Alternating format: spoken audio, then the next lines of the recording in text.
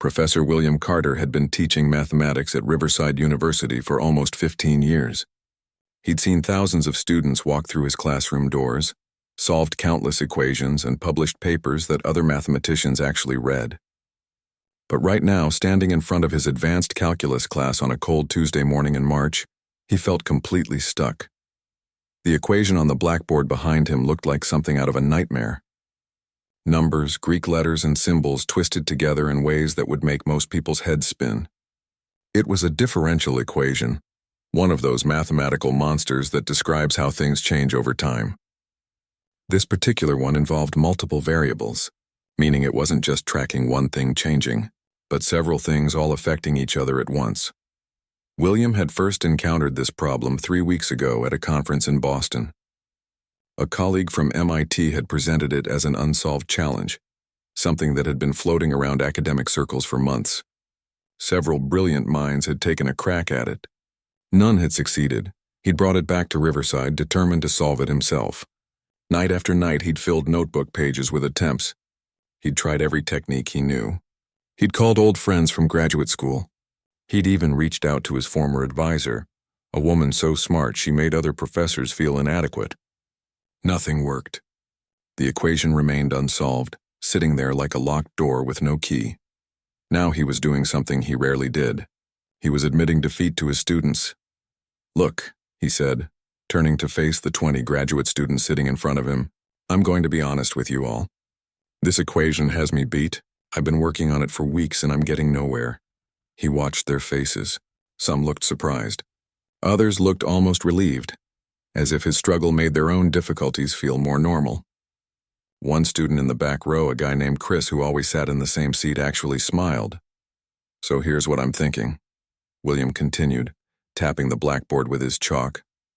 "Extra credit. Serious extra credit. Anyone who can solve this or even make meaningful progress on it gets an automatic A on the next exam." The room buzzed with whispered conversations. Students pulled out their phones to take pictures of the equation. A few opened their laptops immediately, probably planning to run it through various software programs. William knew they'd try. He also knew they'd probably fail just like he had. But maybe, just maybe, fresh eyes would see something he'd missed. The class ended 20 minutes later. Students filed out, still discussing the equation in small groups. William gathered his papers, feeling that familiar mix of frustration and exhaustion that came with unsolved problems. He loved mathematics precisely because it was logical, because every problem had a solution somewhere, but this equation was testing that belief. Outside in the hallway, 12-year-old Tommy Rodriguez was waiting on a bench near the water fountain. His backpack sat beside him, stuffed with textbooks and notebooks that had seen better days. Some of the covers were held together with tape. Others had water stains from being caught in the rain. But Tommy took care of his things. He had to. His family couldn't afford to replace them easily. Tommy wasn't a student at Riverside University. He was too young for that, still in 7th grade at the middle school across town, but he spent almost every evening here, waiting for his dad to finish work. His father, Roberto Rodriguez, was a janitor at the university. Had been for 8 years now, ever since they'd moved to Riverside from El Paso. Roberto worked 2 jobs to keep the family afloat. During the day, he did maintenance work at an apartment complex. In the evenings and late into the night, he cleaned the university buildings. Classrooms, hallways, bathrooms, offices. He mopped floors that hundreds of feet walked across every day. He emptied trash cans full of coffee cups and crumpled papers. He wiped down desks where future doctors and lawyers and engineers sat. It was hard work, the kind that left Roberto's back aching and his hands rough. But it was honest work, and it paid enough to keep Tommy and his little sister fed and clothed. That was what mattered. Tommy had been coming to the university with his dad for years now. When he was younger, his mother used to watch him in the evenings. But 3 years ago, she'd taken a night shift at the hospital where she worked as a nurse's aide. The shifts paid better and they needed the money. So Tommy started tagging along with his dad instead. At first, Roberto had worried about bringing a kid to work. Would he get in trouble? Would Tommy be bored? Would it be safe? But the university administration didn't mind, as long as Tommy stayed out of the way and didn't cause problems. And Tommy never did. He was a quiet kid, responsible beyond his years. He'd find an empty classroom or a bench in the hallway, pull out his homework, and study until his dad finished for the night. The arrangement had an unexpected benefit. Tommy fell in love with the place. There was something magical about the university after hours. The hallways were quiet, lit by soft overhead lights. Classrooms that buzzed with energy during the day became peaceful spaces where Tommy could think. And everywhere, absolutely everywhere, there were books and ideas and learning. Tommy would wander sometimes while his dad worked, peeking into empty lecture halls, reading posters on bulletin boards, checking out books from the library cart that sat in the main hallway. He found discarded textbooks in recycling bins, old editions that professors didn't need anymore. He'd take them home, reading about subjects he hadn't even heard of before. Chemistry, philosophy, art history, economics. But his favorite subject, the one that really grabbed him, was mathematics. Numbers had always made sense to Tommy. Even as a little kid, he'd loved puzzles and patterns. He'd count everything. Steps to school, tiles on the kitchen floor, cars passing by their apartment. His teachers noticed early on that he had a gift. He could do calculations in his head that other kids needed paper for. He saw relationships between numbers that others missed. By 5th grade, he'd finished all the math his elementary school could offer. His teacher, Mrs. Patterson, had started giving him high school-level books to work through on his own. By 6th grade, he was doing algebra that most 9th graders struggled with. Now in 7th grade, he was teaching himself calculus from a textbook he'd found in the university recycling. His dad didn't fully understand it. Roberto had dropped out of school in 9th grade to help support his own family.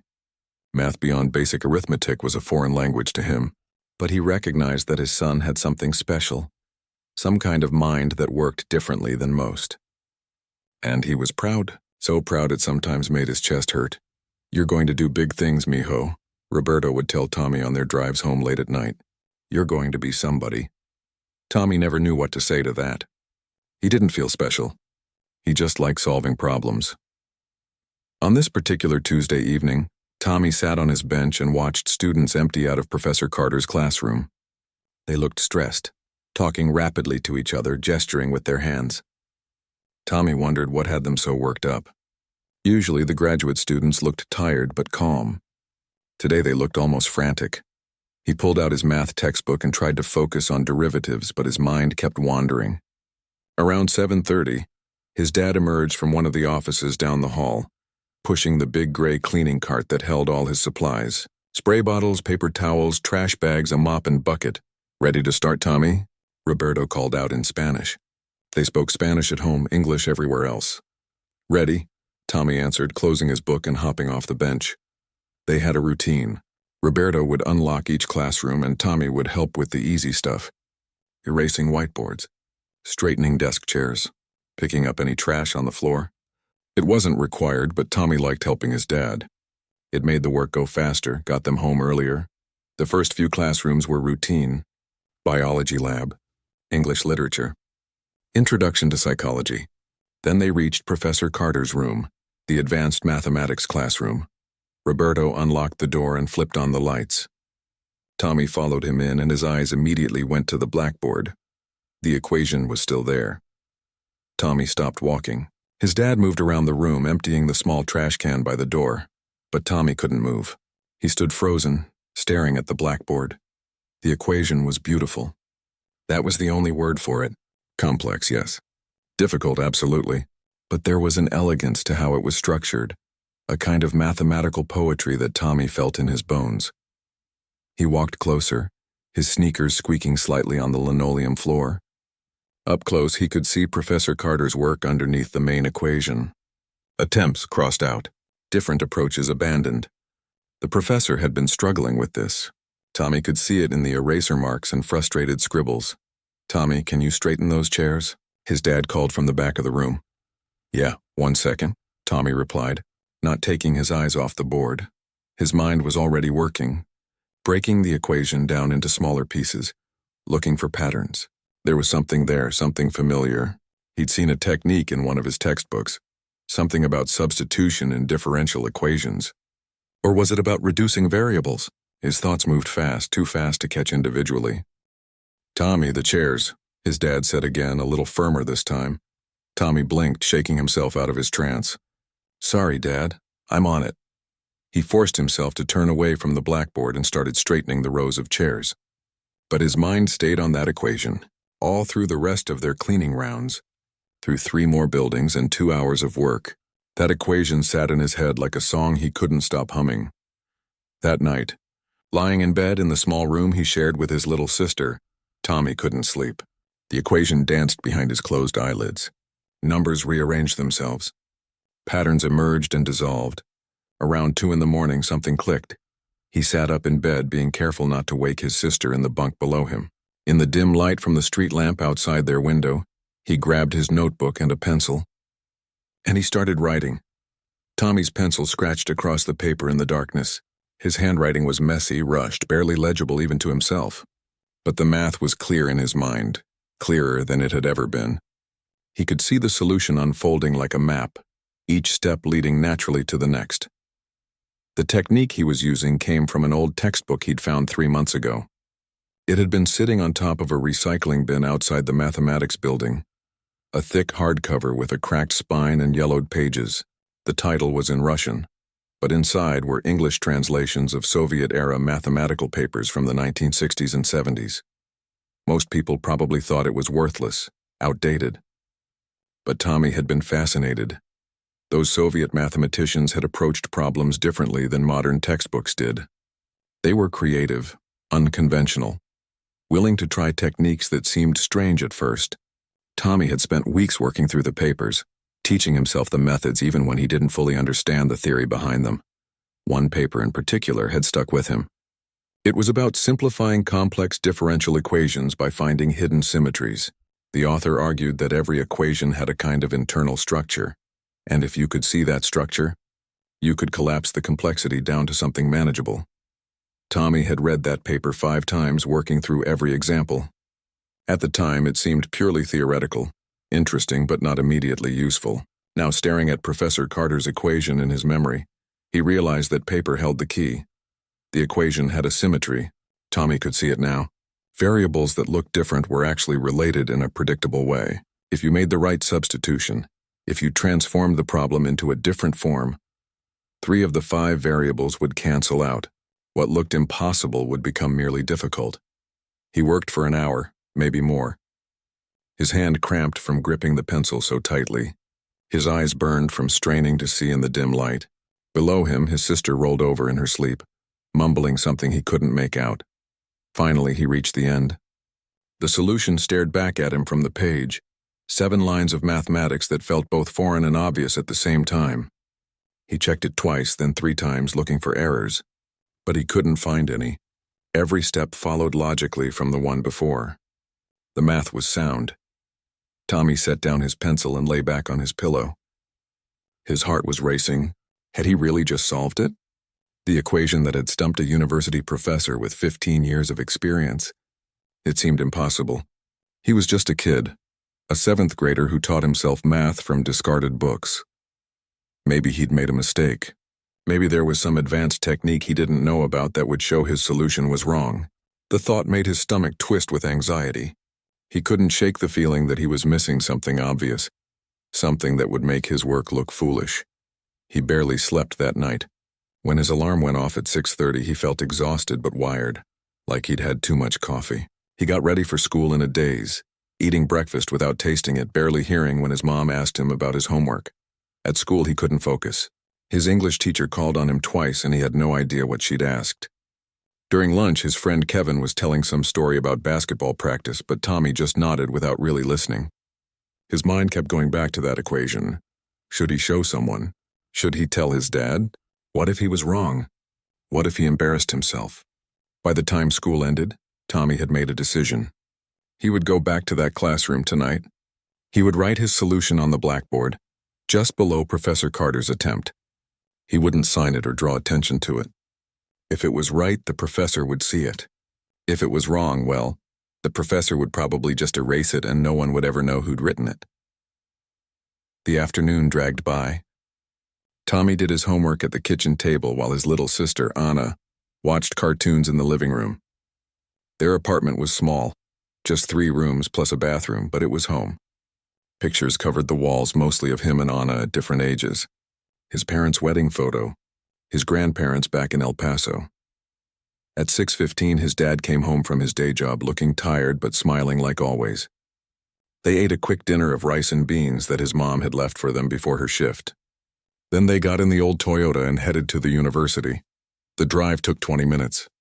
Tommy sat in the passenger seat, his notebook clutched in his lap. Inside were the pages from last night, the solution written out in his rushed handwriting. He'd recopied it during study hall, making it neater, easier to read. "You're quiet today, mijo," his dad said, glancing over at him. "Everything okay?" "Yeah, Dad, just thinking about a math problem." Roberto smiled. "Always with the math. I don't know where you get that brain of yours." "From you," Tommy said, because it seemed like the right thing to say. His dad laughed. "From me? Tommy, I can barely help you with your homework anymore. You're too smart for your old man."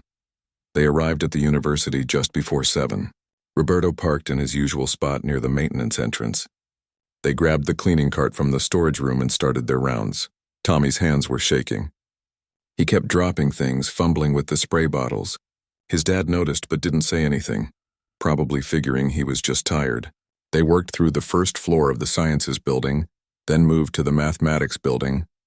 When they finally reached Professor Carter's classroom, it was almost 8:30. Roberto unlocked the door and flipped on the lights.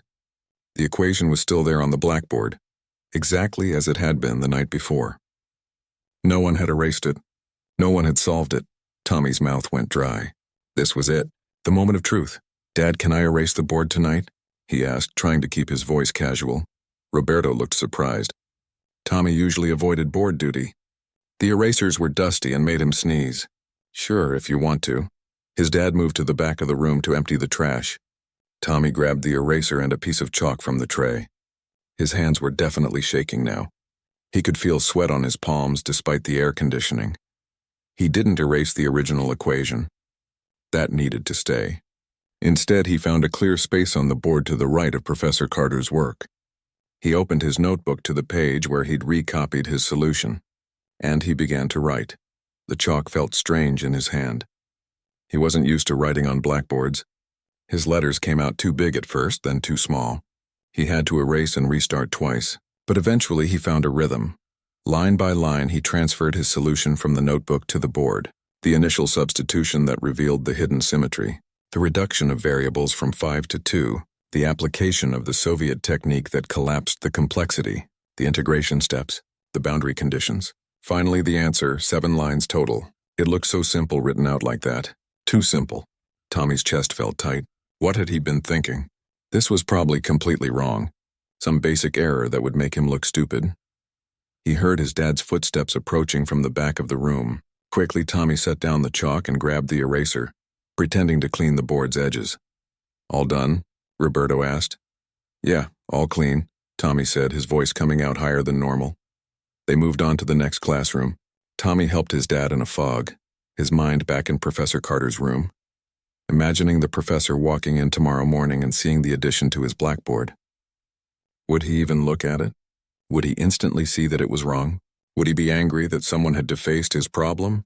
The rest of the night crawled by. They finished cleaning around 11 and drove home through empty streets. Tommy stared out the window, watching streetlights blur past. He felt sick to his stomach. What had he done? He barely slept again that night. When he did drift off, he had strange dreams about equations that grew legs and walked off blackboards, about professors pointing at him and laughing. He woke up at 5 in the morning, his sheets soaked with sweat, and couldn't fall back asleep. School the next day was torture. Every minute felt like an hour. Tommy kept thinking about Professor Carter walking into that classroom, seeing the solution on the board. He imagined a dozen different reactions, most of them bad. Meanwhile, at Riverside University, Professor William Carter was indeed walking into his classroom. It was 9 in the morning, 2 hours before his next class. He liked to arrive early, use the quiet time to prepare his lectures. He unlocked the door, flipped on the lights, and walked toward his desk. He was halfway across the room before he noticed it. New writing on the blackboard, in the space to the right of his equation. He stopped walking, set down his coffee cup, walked closer. Someone had written something. A solution. He could see that immediately. But whose, when? William's eyes scanned the first line. An unusual substitution, not one he would have thought of. Interesting. The second line followed logically. The third line made him pause. Wait, was that? He grabbed a marker and a piece of paper, working through the steps himself. His hand moved faster and faster. Yes, this was working. The variables were reducing. The complexity was collapsing. How had he not seen this? By the fifth line, William's heart was pounding. This wasn't just working. This was elegant, beautiful. The technique being used was sophisticated, something he vaguely remembered from graduate school but hadn't thought to apply here. The seventh line brought him to the final answer. He checked it 3 times, approaching it from different angles. Every time he got the same result. It was correct. Completely, perfectly, undeniably correct. William stood there staring at the blackboard for a full 5 minutes, not moving, barely breathing. Someone had solved it. Someone had walked into his classroom and solved the equation that had stumped him for weeks. But who? He looked around the room as if the answer might be written on the walls. The handwriting was neat but unpracticed, the letters slightly uneven, like someone not used to writing on a board. It didn't look like any of his graduate students' writing. Besides, why would one of them not take credit? The extra credit alone was worth claiming. William pulled out his phone and took pictures of the solution from multiple angles. Then he sat down at one of the student desks, still staring at the board. His mind was racing through possibilities. A visiting scholar? Another professor playing a prank? But no, the solution was too genuine for that. Whoever wrote this had really worked through the problem. He needed to know who did this. Not just for curiosity, though he was certainly curious, but because whoever solved this equation had serious talent. The kind of talent that needed to be nurtured, developed, recognized. William spent the rest of the morning in his office, emailing colleagues. Did you solve the problem I mentioned? Has anyone been in my classroom? Do you recognize this handwriting? Most people responded with confusion. No one claimed credit. At noon, he called building security. This is Professor Carter in the mathematics department. Do you keep video recordings of the hallways and classrooms? We do, the security guard said. Standard surveillance. Why, is something wrong? No, nothing wrong. I just need to know who was in room 304 last night. Can you check the footage? Sure thing, Professor. Give me an hour or so to pull it up. William couldn't eat lunch. He paced his office, checking his email every few minutes, hoping for answers. At 1:30, security called back. Professor Carter? I've got the footage from room 304. There's not much to see, though. Just the regular cleaning crew came through around 8:30 last night. The cleaning crew? Yeah, Roberto Rodriguez and his kid. They clean that building every weeknight. The kid was helping his dad. Looks like he wrote something on your board while he was there. You want me to pull them in for a talk? If the kid was messing around, we can... No, William said quickly. No, don't do that. What's the kid's name? Do you know? Let me check the records. Rodriguez has 2 kids listed on his guest clearance. The boy is Tommy, 12 years old. The daughter is Anna, but she doesn't usually come with him. Must have been Tommy Rodriguez, 12 years old. The son of a janitor, had just solved a problem that had stumped PhD candidates. William ended the call and sat down heavily in his desk chair. A 12-year-old, a child. How was this possible? He pulled up the pictures of the solution on his phone, studying them again.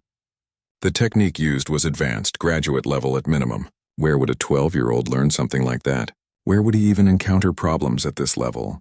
William's next class started in 15 minutes, but he couldn't think about teaching right now. He needed to meet this kid.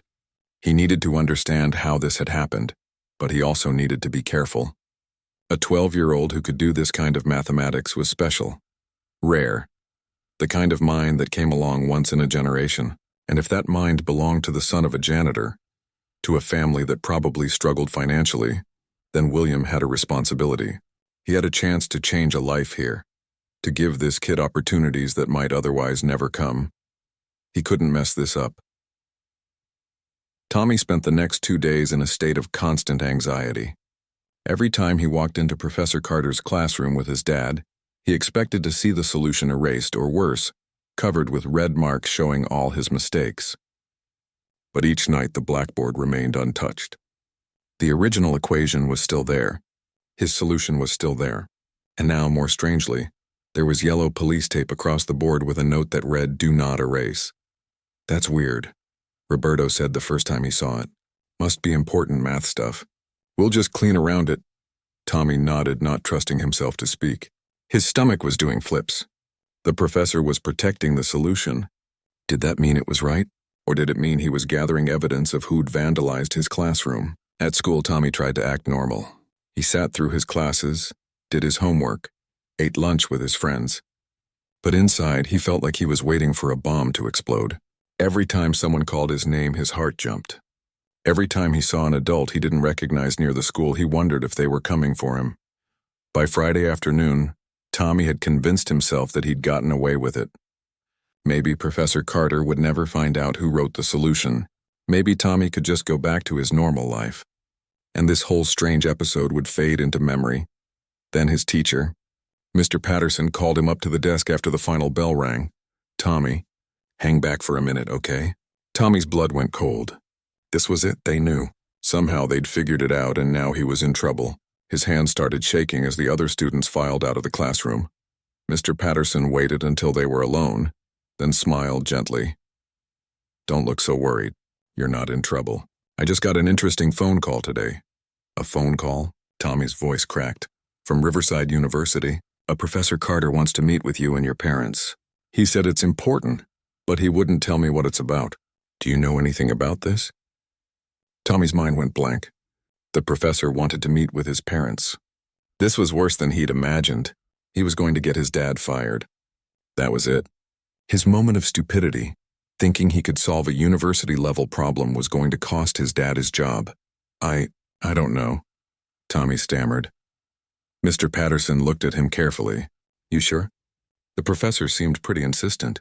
Said it was urgent. Something about mathematics. Tommy felt tears prickling at the corners of his eyes. He blinked them back hard. He was 12 years old, too old to cry in front of his teacher. But the weight of what he'd done was crushing down on him. I saw a problem on a blackboard. I was just looking at it. I didn't mean to." "To what?" Mr. Patterson asked gently. "To cause trouble." "I'm sorry." "I'll apologize to the professor. Please don't let them fire my dad." Understanding dawned on Mr. Patterson's face. "Tommy, I don't think anyone's getting fired. I think Professor Carter wants to talk to you about the math." He sounded excited, not angry. "Really?" Tommy looked up, hardly daring to hope. "Really? Here's his number. Take it home, show your parents, and call him this weekend, okay? I have a feeling this might be a good thing." Tommy took the slip of paper with the professor's contact information. His hands had stopped shaking, but now his mind was spinning in a different direction. Excited? The professor was excited? Did that mean— He couldn't finish the thought.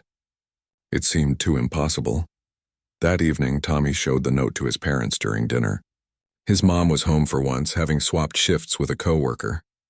She read the note twice, her forehead creasing with confusion. "A university professor wants to meet with us? Are you in some kind of trouble, Tommy?" "I don't think so. My teacher said the professor sounded excited." Roberto set down his fork. "This is about that equation, isn't it? The one you were staring at earlier this week?" Tommy felt his face grow hot. "Maybe I might have written something on the board." "What did you write?" His mom asked. "I tried to solve it." "The equation?" "I know I shouldn't have. It was really interesting and I thought I saw how to do it. And I wasn't thinking about whether I should or shouldn't, I just did it. And now I'm really sorry if—" "Tommy," his dad interrupted gently. "Take a breath. Did you solve it?" "I think so, maybe, I don't know. I thought I did, but I'm probably wrong. I'm just a kid. What do I know about university math?" His parents looked at each other in that way they had, communicating without words. Then his mom smiled, that proud smile that always made Tommy feel warm inside. "Call the professor tomorrow," she said. "Let's find out what this is about." That night, Tommy barely slept again. He kept imagining the meeting, playing out different scenarios in his head. In some versions, the professor laughed at his solution, explained all the mistakes he'd made. In other versions, the professor congratulated him. Those felt like fantasies, though, too good to be true. Saturday morning came too slowly and too quickly at the same time. At 9 o'clock, with both his parents sitting beside him at the kitchen table, Tommy dialed Professor Carter's number. His hand shook so badly he almost dropped the phone. The professor answered on the second ring. Hello? Hi. This is Tommy Rodriguez. You wanted to talk to me? Tommy. Yes, thank you so much for calling. Is this a good time? Are your parents available to talk? They're right here. Wonderful. Could you put me on speakerphone? Tommy fumbled with the phone, finally managing to turn on the speaker. Okay, you're on speaker. Mr. and Mrs. Rodriguez, thank you for taking my call. My name is William Carter, and I'm a mathematics professor at Riverside University. I'm calling about your son. Roberto leaned forward. Is Tommy in trouble, Professor? Trouble? No, absolutely not. Quite the opposite. Mr. Rodriguez, your son solved a mathematical problem that I've been struggling with for weeks. A problem that several of my colleagues, people with PhDs in mathematics, couldn't solve. And he did it in what appears to be one evening, using a technique that I wouldn't have thought to apply. Silence filled the kitchen. Tommy watched his parents' faces, saw confusion slowly shift to surprise to disbelief. I'm sorry, his mom said finally. You're saying Tommy solved a university-level math problem? Not just university-level, Mrs. Rodriguez. This was a problem that's been circulating in academic circles for months. Graduate level, possibly beyond. And your 12-year-old son solved it. I verified his work. It's correct. More than correct, it's elegant. Tommy felt dizzy. The professor was saying his solution was right. Not just right, but elegant. He wasn't in trouble. He hadn't made a fool of himself. I don't understand, Roberto said slowly. Tommy's smart, we know that. But how is this possible? That's what I'd like to find out, Professor Carter said. I'd like to meet with Tommy with your permission. I want to understand how he thinks, where he learned the techniques he used, and I want to talk about his future, because a mind like this is special. It needs to be cultivated. His future? Tommy's mom echoed. Mrs. Rodriguez, your son has a gift. A genuine, extraordinary gift for mathematics. Right now he's in 7th grade, learning from textbooks he finds in recycling bins. But he could be doing so much more. He should be doing so much more. There are programs, opportunities, resources that could help him develop his talents. If you're willing, I'd like to help connect him with those opportunities. Tommy looked at his parents. His dad had tears in his eyes. His mom was gripping Roberto's hand so tightly her knuckles were white. They looked shocked, overwhelmed, and so proud. When would you like to meet? Roberto asked, his voice thick with emotion. They arranged to meet the following Tuesday afternoon, right after Tommy got out of school. Professor Carter offered to come to their apartment, but Roberto insisted they come to the university. That's where Tommy spends his evenings anyway, he said. Might as well make it official.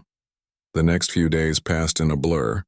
Tommy told his friend Kevin about the meeting, swearing him to secrecy. Kevin's eyes went huge. Dude, you're like a genius. Like a real-life genius. That's so cool. Tommy didn't feel like a genius. He felt nervous and excited and terrified all at once. What would the professor ask him? What if he couldn't solve problems in front of someone watching? What if this was all a huge mistake? Tuesday arrived. Tommy couldn't concentrate in any of his classes. His English teacher asked him twice if he was feeling okay.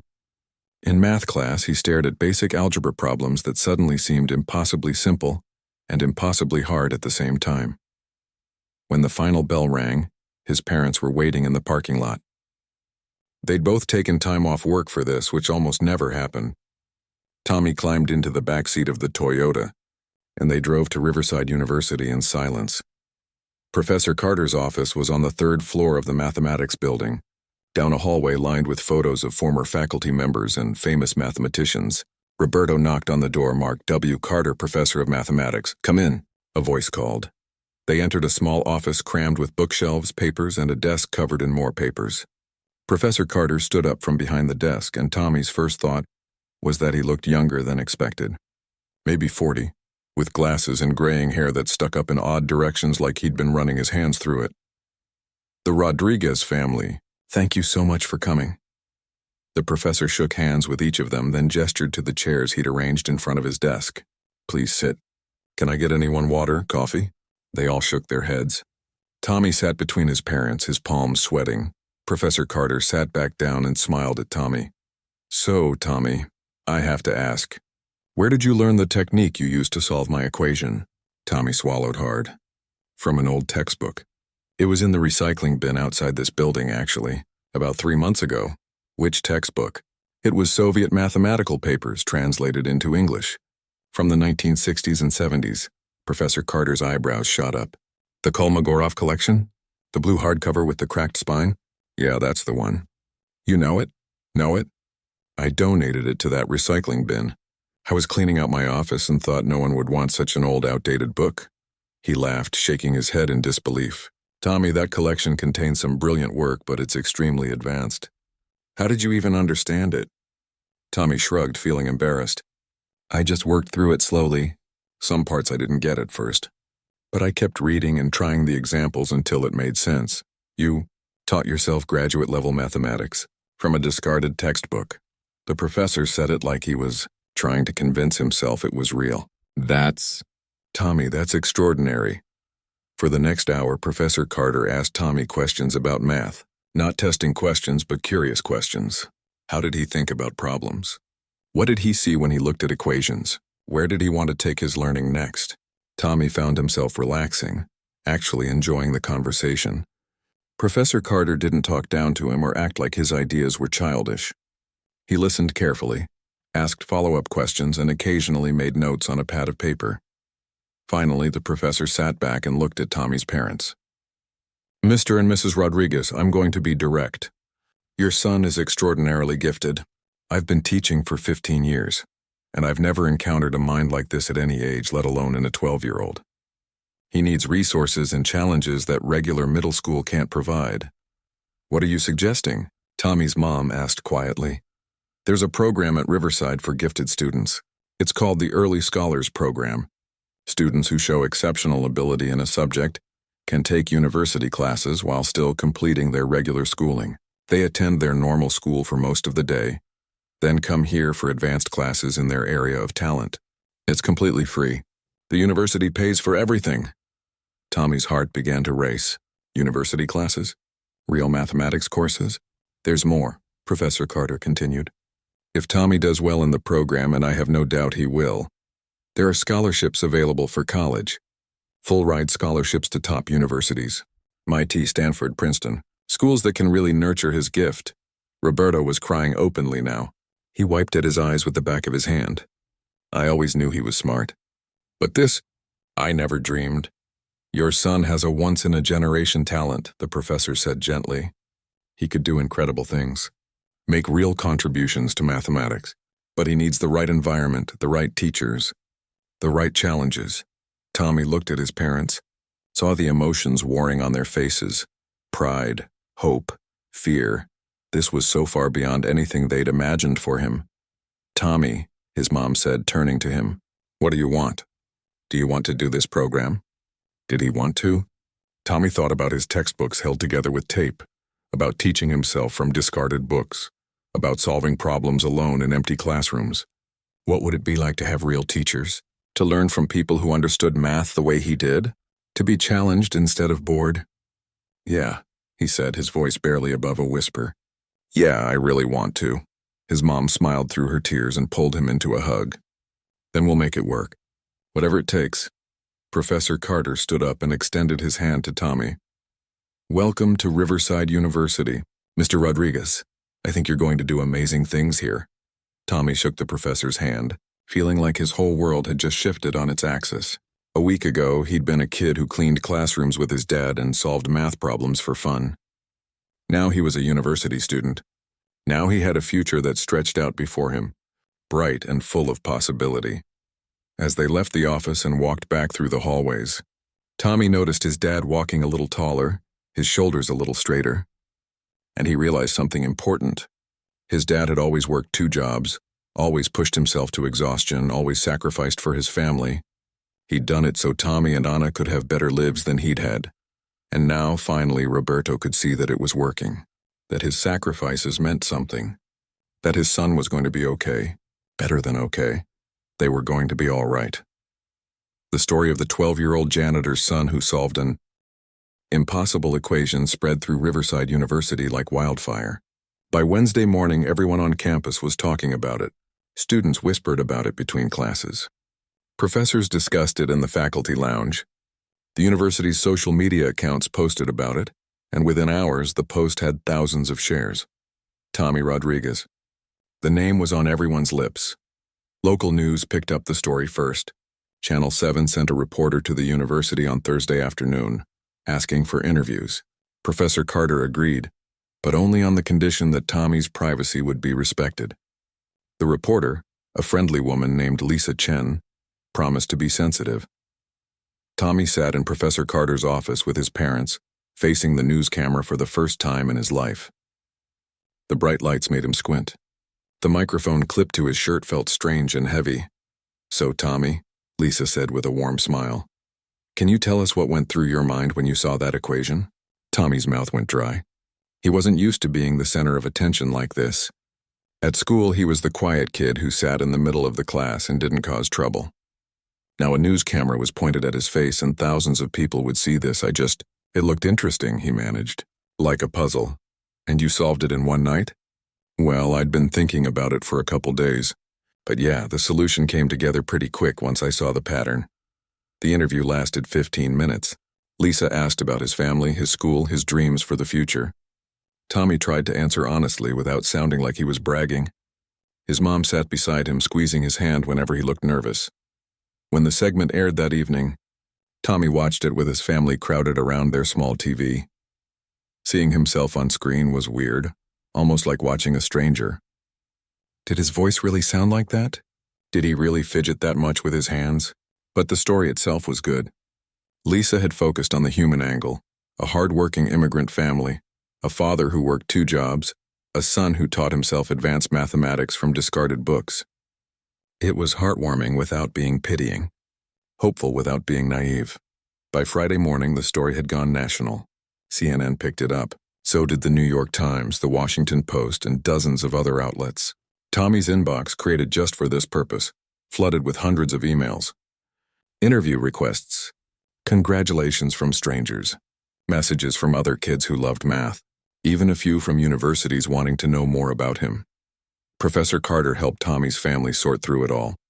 He fielded the media requests, politely declining most of them. "Tommy needs to focus on being a student," he told reporters. Not a celebrity, but some opportunities were too good to pass up. A mathematics foundation offered Tommy a full scholarship to a prestigious summer program at Princeton. A publisher wanted to interview him for a book about young mathematical prodigies, and several universities, including MIT and Stanford, sent letters expressing interest in Tommy's future. The attention was overwhelming. Tommy found it hard to go anywhere without being recognized now. At school, kids he'd never talked to suddenly wanted to be his friend. Teachers treated him differently, like he was fragile or special. He hated it. The only place he felt normal was in Professor Carter's advanced calculus class, which had started the previous Monday. Tommy attended 3 times a week, right after his regular school day ended. The class had 12 other students, all of them graduate students in their 20s and 30s. At first, they'd been skeptical. A 12-year-old in their class. Was this some kind of joke? But Tommy proved himself quickly. He kept up with the coursework easily, often seeing solutions faster than the older students. He asked insightful questions. He helped others when they got stuck. Within 2 weeks, the graduate students stopped seeing him as a kid and started seeing him as a peer. One of them, a woman named Jennifer who was working on her PhD, started eating lunch with Tommy on the days he had class. She treated him like any other student, challenging his ideas and pushing back when she disagreed. Tommy loved it. "You know what I think?" Jennifer said one day, over sandwiches in the campus cafeteria. "I think you're going to do something really important someday. Like change the world level important." Tommy felt his face heat up. "I'm just trying to pass calculus. You're doing more than passing. You're crushing it. And Professor Carter says you're already ready for differential equations. That's insane for a 7th grader. It doesn't feel that special to me. Math just makes sense in my head." Jennifer nodded. "That's how you know it's a real gift. When something that's nearly impossible for most people feels natural to you." The conversation stuck with Tommy. Was he really gifted, or did he just work harder than other people? He couldn't tell anymore. Math had always been easy for him, but maybe that was just because he spent so much time practicing. As the weeks passed, life settled into a new routine. Tommy attended regular school in the morning, where he was now something of a minor celebrity. Then his mom or dad would pick him up and drive him to Riverside for his university classes. He'd spend the afternoon studying and attending lectures, then go home for dinner and homework. His little sister Anna thought the whole thing was hilarious. "My brother, the genius," she'd tease. "Can you use your big brain to help me with my spelling homework?" Tommy always said yes. He liked that Anna treated him the same as before. To her, he wasn't Tommy Rodriguez' mathematical prodigy. He was just her annoying older brother who sometimes stole her cookies. But not everyone was happy about Tommy's sudden fame. 3 weeks after the story broke, Professor Carter called a meeting with Tommy and his parents. His expression was serious. "We need to talk about some of the feedback we've been getting," the professor said, settling into his desk chair. "Most of it has been positive, but there's been some pushback. From within the university and from outside." "What kind of pushback?" Roberto asked, his jaw tightening. "Some people are questioning whether Tommy really solved the equation on his own. They're suggesting he had help, or that the solution was actually done by someone else." Tommy felt like he'd been punched in the stomach. "But I did solve it. I can show my work, I can explain every step." "I know you did," Professor Carter said quickly. "And I've defended your work publicly. But there's always going to be skeptics. Especially when someone so young accomplishes something remarkable. Some people just can't accept that a 12-year-old could do what you did." "Is it because we're Mexican?" Tommy's mom asked quietly. "Because we're immigrants?" Professor Carter hesitated. "I think for some people that's part of it. They have certain assumptions about who gets to be good at mathematics. A working-class Latino kid doesn't fit their image." The words hung in the air. Tommy had been so focused on the math, on the excitement of learning and discovering, that he hadn't really thought about the prejudice angle. But of course it was there. Of course some people would look at his background and assume he couldn't possibly be that smart. "What do we do about it?" Roberto asked. "We ignore it," Professor Carter said firmly. "Tommy knows the truth. I know the truth. The people who matter know the truth. Let the skeptics waste their time questioning. We're going to focus on Tommy's education and future." But ignoring it was harder than the professor made it sound. Over the next few days, Tommy found articles and blog posts questioning his achievement. Some suggested Professor Carter had solved the equation himself and given Tommy credit for publicity. Others claimed the equation wasn't really that difficult, that any decent math student could have solved it. A few even implied that Tommy's parents had somehow cheated or manipulated the situation. Tommy tried not to read the negative comments, but he couldn't help himself. Each one stung, planting seeds of doubt in his mind. What if they were right? What if he'd just gotten lucky? What if he wasn't really that special? His grades started slipping at school. Not badly, but enough that his English teacher noticed and sent a note home. Tommy stopped volunteering answers in his university calculus class. He became quieter, more withdrawn. Jennifer noticed first. "Hey, you okay?" she asked one afternoon after class. "You've been really quiet lately." "I'm fine." "No, you're not." "What's going on?" Tommy considered brushing her off, but something about Jennifer's direct gaze made him want to be honest. "Do you think I really solved that equation? Or do you think I just got lucky?" Jennifer's eyes widened. "Are you serious right now?" "Tommy, I've been sitting next to you in class for a month. I've watched you work through problems. You didn't get lucky. You're legitimately brilliant at this stuff. But what if—" "No! Stop! Listen to me." Jennifer grabbed his shoulders and made him look at her. There will always be people who want to tear down your success, always. Especially when you're young or different or don't fit what they expect. You can either let them make you doubt yourself, or you can prove them wrong by continuing to be amazing. Which are you going to choose? Tommy felt tears prickling at his eyes. He blinked them back hard. It's just hard. Everyone's watching me now. What if I mess up? What if I can't live up to what they expect? Then you mess up. So what? You're 12. You're allowed to make mistakes. You're allowed to have bad days. You're allowed to...